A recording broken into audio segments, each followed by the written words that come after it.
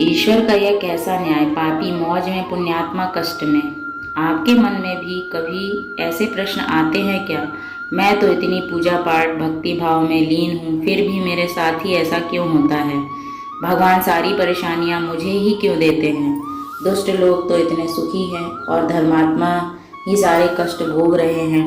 ये क्या हो रहा है? ये क्यों हो रहा है? यदि ऐसा ही ईश्वर का न्याय है, मैं क्यों मानूं उन्हें, क्यों भजूं, क्यों जपूं, क्यों करूं पूजा? ईश्वर के पास तो न्याय है ही नहीं। ईश्वर तो निष्ठुर है, पत्थर की मूर्तियों में बस के पत्थर हो गए हैं आदि आदि। ऐसे प्रश्न अक्सर लोगों के मन में आते हैं, खासकर तब जब वे बहुत परेशान होते हैं और दूसरों को सुखी देखते हैं। मनुष्य अपने सुख से ही संसार को सुखी मानता है, अपने दुख से संसार को व्यर्थ। यह सब स्वाभाविक है। तो आपके मन में जो प्रश्न आते हैं, आज उनके निदान का कुछ प्रयास किया जाए। ध्यान से पढ़िएगा। बहुदक नाम का एक तीर्थ था, जहाँ नंदभद्र वैश्य रहते थे, धर्माचारी सदाचारी पुरुष। उनकी साध्वी पत्नी का नाम कनका था। नंदभद्र चंद्रमौली भगवान शंकर के बड़े भक्त थे। बहुदक में कपिलेश्वर महादेव के नाम से प्रसिद्ध शिवलिंग था। नंदभद्र तीनों समय कपिलेश्वर की पूजा किया करते थे। नंदभद्र कम से कम लाभ लेकर माल बेचा करते थे और ग्राहकों के साथ बराबरी और ईमानदारी का व्यवहार रखते। गलत माल और बुरा सामान नहीं बेचते और जो कुछ मिल जाता उसी में संतुष्ट रहते थे।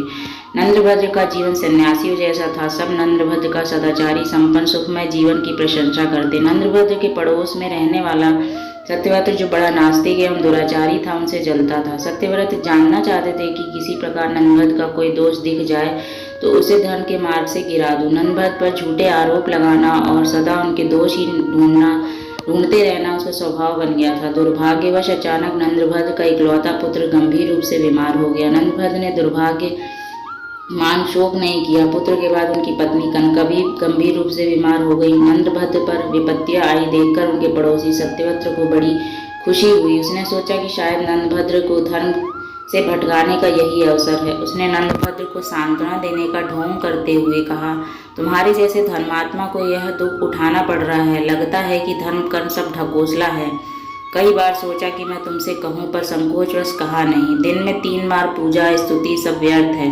भैया नंदभद्र, धर्म के नाम पर क्यों इतना कष्ट उठाते हो? जब से तुम इस पत्थर पूजन में लगे हो तब से कोई अच्छा फल तो मिला नहीं। इकलौता पुत्र और पत्नी दोनों बीमार हैं। भगवान होते तो क्या ऐसा फल देते? पुण्य और पाप सब कुछ कल्पना है। नंदभद्र, तुम्हें तो मेरी यह सलाह होगी कि झूठे धर्म को छोड़कर आनंद पूर्वक खाओ पियो और भोगो, यही सत्य है। सत्यव्रत की बातों का नंदभद्र पर कोई प्रभाव न पड़ा। वह बोले, सत्यव्रत जी, आप अपने आप को ही धोखा दे रहे हैं। क्या पापियों पर दुख नहीं आते? क्या उनके पुत्र स्त्री बीमार नहीं होते? जब सज्जन दुखी होता है तो लोग सहानुभूति जताते हैं, पर दुराचारी के दुख पर कोई सहानुभूति नहीं दिखाता। अतः धर्म पालन करने वाला ही ठीक है। अंधा सूर्य को नहीं जानता, पर सूर्य तो है।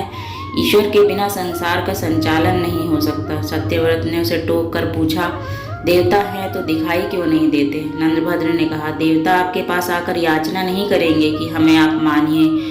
बातचीत बहस में बदलने लगी। नंदभद्र अधिक विवाद में नहीं चाहते थे, उठकर चले गए। पर उनके मन में यह विचार आया कि भगवान सदाशिव का साक्षात दर्शन करके पूछूं, आपके बनाए संसार सुख दुख जन्म मरण आदि कलेश क्यों हैं? यह दोष रहित क्यों नहीं है? नंदभद्र शिव मंदिर आए। कपिलेश्वर लिंग की पूजा, भगवान के आगमन की प्रतीक्षा करने लगे। सोच लिया कि जब तक भोलेनाथ दर्शन नहीं देंगे तब तक मैं ऐसे ही खड़ा रहूंगा। लगातार 3 दिन और 3 रात नंदभद्र वैसे ही खड़े रहे। चौथे दिन एक बालक उस मंदिर में आया। वह गरित कुष्ठ का रोगी भयानक पीड़ा से करा रहा था। उसने नंदभद्र से पूछा, आप इतने सुंदर और स्वस्थ हैं, फिर भी आप दुखी क्यों लग रहे हैं?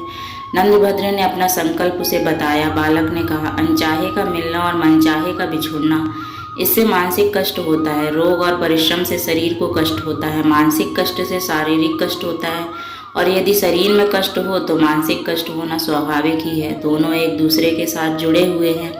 फिर क्या किया जाए? नंदभद्र ने पूछा। बंधुवर, औषधि से शारीरिक कष्ट दूर होते हैं, पर मानसिक कष्ट तो ज्ञान से ही दूर होता है। मानसिक मस्तिष्क को यदि ज्ञान की सही खुराक दी जाए तो वह कष्ट मुक्त हो जाता है। बालक के ज्ञान भरी बातें सुनकर नंदभद्र ने फिर पूछा, ज्ञानी बालक, आपकी बात से सहमत हूँ, पर एक प्रश्न है। इस लोक में पापी मनुष्य भी इतने धनी और सुखी क्यों होते हैं, जबकि उन्हें तो उनके कर्मों के कारण कष्ट में होना चाहिए था? भगवान के विधान में यह दोष क्यों? बालक ने कहा, सुख और दुख किसे कहते हैं, समझ का फेर है। मैं आपको थोड़ा विस्तार से बताता हूँ। संसार में 4 प्रकार के लोग हैं। पहले वे जिनके इस लोक में तो सारे सुख सुलभ हैं, धन दौलत सत्ता प्रभाव बाहुबल सब कुछ, परंतु परलोक में उन्हें कुछ भी प्राप्त नहीं होता। उन्हें पूर्व जन्मों के जो पुण्य शेष हैं उसे वह इस लोक में भोग रहे हैं, लेकिन वे नए पुण्य नहीं कमाते हैं। ऐसे लोगों का सुख भोग केवल इसी लोक तक है। अगले जन्म के लिए वे कुछ शेष छोड़कर नहीं जा रहे हैं, तो उनका अगला जन्म बिल्कुल उसी रूप में होगा जिसे देखकर आज वे कांपने लगे। दूसरे वे लोग हैं जिनके लिए परलोक में सुख का भोग सुलभ है, परंतु इस लोक में नहीं, क्योंकि उनके पिछले जन्म के संचित पुण्य है ही नहीं। वे तपस्या करके नए पुण्य कमाते हैं, उससे परलोक में सुख का भोग प्राप्त होगा। तपस्या से अर्थ केवल देव साधना ही नहीं होता, कर्म साधना भी तप है। उचित कर्म किसी भी तप से कम नहीं, क्योंकि इस संसार में रहते हुए सही मार्ग पर चलना कठोर साधना से ज़्यादा कठिन है। तीसरे वे लोग जिनके लिए इस लोक में भी और परलोक में भी सुख भोग मिलता है, क्योंकि उसका पहले से किया हुआ पुण्य भी विद्यमान है और इस लोक में आकर भी वे उत्तम मार्ग का अनुसरण करते हुए कर्म तप के नए पुण्य बनाते रहते हैं। ऐसे लोग कोई ही होते हैं। चौथे वे जिनके लिए ना तो इहलोक में सुख है ना परलोक में ही, क्योंकि उनके पास पहले का कोई पुण्य संचित तो नहीं है ही नहीं और इस लोक में वे पुण्य कमा ही नहीं रहे। ऐसे नीच जनों को धिक्कार है। वे सर्वदा त्याग के योग हैं और इस लोक में अपमानित होते हुए भी जीवन बिताते हैं। न जाने कितने जीवन ऐसे ही बीते तब तक जब तक कि मेरा दर्शन उन्हें किसी तपस्वी का मार्गदर्शन न प्राप्त हो जाए। इसीलिए हे वैश्यवर, आप अपने पड़ोसियों मित्रों द्वारा कही गई बातों को मन में ही नहीं रखो, उन्हें तो अपने कान में भी प्रवेश न करने दो। आप इस जन्म में भगवान सदाशिव के भजन में लग जाएं, जिससे आप जन्म के बंधन से ही मुक्त हो सकते हैं। एक छोटे बालक के मुख से ऐसी ज्ञानमयी और रहस्यपूर्ण बातें सुनकर नंदभद्र बड़े प्रसन्न हुए। उनका सारा भ्रम, सारी शंका का निवारण हो चुका था। उन्होंने चकित होकर पूछा, आप कौन हैं? अपना परिचय दें। आप यहाँ कैसे पधारे? आपने मेरे सब संदेह को दूर कर दिया। इतनी कम आयु में इतना ज्ञान आपको कैसे सुलभ हुआ? बालक ने कहा, पूर्व जन्म में मैं अहंकारी पाखंडी व्यभिचारी था, जिसके चलते मैं वर्षों से नीच योनि में भटका। भगवान व्यासदेव की ऐसी कृपा कि वे हर योनि में मुझे मुक्ति मार्ग बता देते। उन्होंने ही मुझे आपके पास भेजा है। अब मैं 7 दिन के बाद इसी तीर्थ में मरूंगा। आप मेरा अंतिम संस्कार कर दीजिएगा। वैश्यवर, ज्ञान का आयु से कोई संबंध नहीं है। ईश्वर को जिसे ज्ञान प्रदान करना होता है, जिसे माध्यम बनाकर उसे अपने भक्तों को जागृत करना होता है, उसे चुन लेते हैं। वह कोई भी हो सकता है। मेरे जैसा कुष्ठ पीड़ित जीव भी अतः सहज भाव से स्वीकार करना चाहिए और ज्ञान जिससे भी मिले उसके प्रति विनीत रहना चाहिए। ऐसा करने से ईश्वर सदा आपको ज्ञानवान बनाए रखते हैं, किसी न किसी को भसते रहते हैं। इतना बताकर उस बालक ने सूर्य मंत्र का जाप करना आरंभ किया। कुष्ठ के निवारण के लिए सूर्य मंत्र का जप ही किया जाता है।